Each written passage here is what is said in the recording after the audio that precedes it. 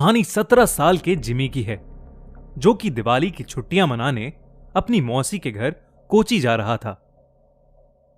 Jimmy ने India की सबसे बड़ी कैशबैक वेबसाइट कैश करो से ऑनलाइन शॉपिंग की और अपनी मौसी और उनके बच्चों के लिए खूब सारे दिवाली गिफ्ट्स खरीद लिए। दिवाली गिफ्ट्स के साथ साथ जिमी को मिला ढेर सारा कैशबैक, जिसे उसने अपने बैंक अकाउंट में ट्रांसफर करके अपने लिए भी एक दिवाली गिफ्ट ले लिया। जिमी का परिवार उसकी मौसी के गांव में घुसा ही था कि जिमी को बहुत तेज प्यास लगी और उसके पापा ने साइड में एक दुकान पर गाड़ी रोक दी। वहां से थोड़ी ही दूर जिमी के पापा को कुछ लोगों की भीड़ दिखी। वो आसपास खड़े लोगों से पूछने लगे कि भीड़ क्यों लगी हुई है। कोई कुछ जवाब देता, उससे पहले ही जिमी की नजर भीड़ के बीच में पड़ी एक औरत की लाश पर चली गई। उस लाश को देखते ही जिमी को ऐसा लगा कि कोई परछाई उसे छूकर गुजरी। तभी जिमी का ध्यान सड़क पर पड़ी उस औरत के सजने संवरने के सामान पर गया। उसने सबसे नजरें चुराते हुए वहां से एक कड़ा उठा लिया। इतनी देर में जिमी के पापा उसे बुलाने लगे। उसने जल्दी से वो कड़ा अपनी पॉकेट में रखा और वहां से चला गया। अपनी मौसी के घर पहुंचने के बाद जिमी सबसे थोड़ा अजीब अजीब सा बिहेव करने लगा। उसके घर वालों को लगा कि वो सड़क पर उस लाश को देखकर बहुत डिस्टर्ब हो गया है, पर जिमी का ध्यान अभी भी उसके पास रखे उस कड़े पर था।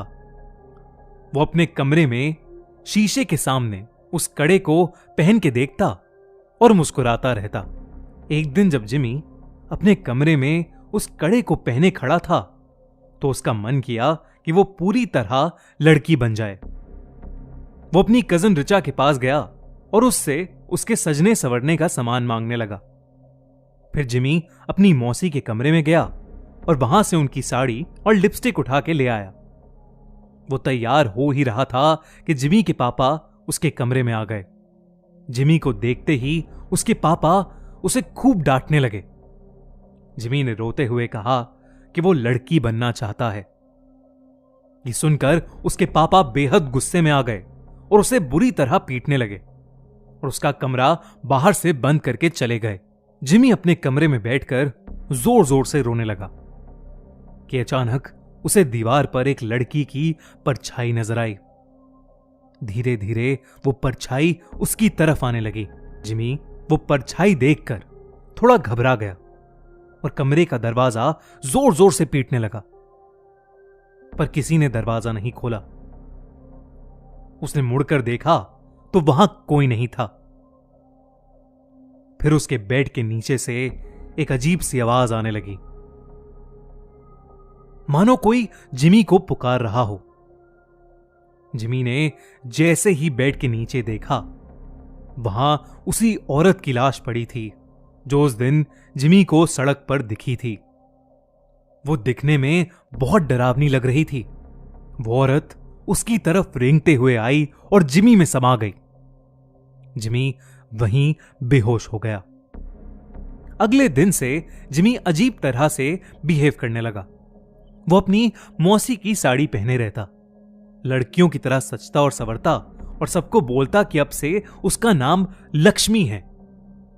कभी एक पल वो जोर जोर से चिल्लाता और सारा घर सर पर उठा लेता, तो कभी वो एक कोने में दुबक कर बैठ जाता और डरा सा सहमा हुआ रोता रहता।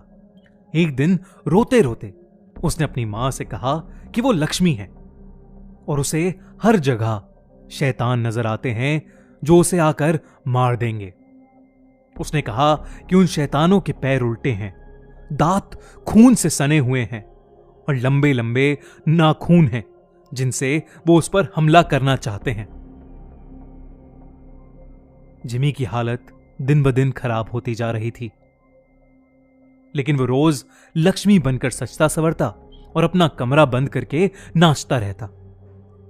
उसके घर वाले समझ नहीं पा रहे थे कि उसके साथ क्या हुआ है और वो अपने आप को क्यों लक्ष्मी लक्ष्मी कहे जा रहा है।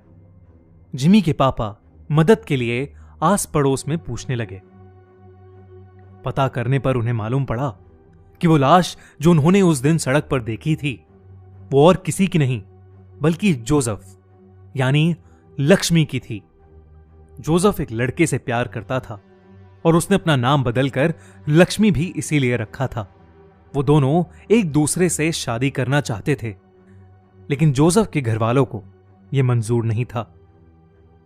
उनके लिए ऐसा करना एक बहुत बड़ा सिन यानी पाप था, और गांव में हो रही बदनामी की वजह से उन्होंने जोसेफ यानी लक्ष्मी को सबके सामने मौत के घाट उतार दिया। ये बात सुनकर जिमी के पापा के रोंगटे खड़े हो गए। उन्हें जिमी के साथ अपने बर्ताव के लिए बहुत पछतावा हुआ। उन्हें समझ आ गया था कि उनके बेटे जिमी के शरीर में जरूर लक्ष्मी की आत्मा घुस गई है। वो जल्दी से पूरी बात बताने के लिए घर के लिए निकले, लेकिन तब तक बहुत देर हो चुकी थी। जिमी उस दिन भी अपना कमरा बंद करके नाच रहा था कि अचानक उसे लगा कि उसके दरवाजे पर शैतान उसे मारने आ गए हैं। वही शैतान जिनके पैर उल्टे थे, दांत खून से सने हुए और लंबे लंबे नाखून, जिससे वो जिमी पर हमला कर रहे थे। जिमी घबराहट के मारे जोर जोर से चिल्लाने लगा। उसके बाकी घर वाले जब तक वो दरवाजा तोड़ के अंदर घुसे, जिमी का शरीर पूरी तरह से अकड़ चुका था। वो तुरंत उसे हॉस्पिटल लेकर भागे। डॉक्टर ने बहुत कोशिश की और वो किसी तरह जिंदा बच गया। जब जिमी के पापा ने सबको जोसेफ की कहानी बताई, तब सभी परिवार वालों को जोसेफ के लिए बहुत दुख हुआ। उन्होंने जोसेफ के लिए प्रे किया, और जब उन्हें जिमी के पास वो कड़ा मिला तो उन्होंने वो भी जोसेफ की कब्र के साथ गड़वा दिया। कुछ दिनों बाद जिमी बिल्कुल ठीक हो गया।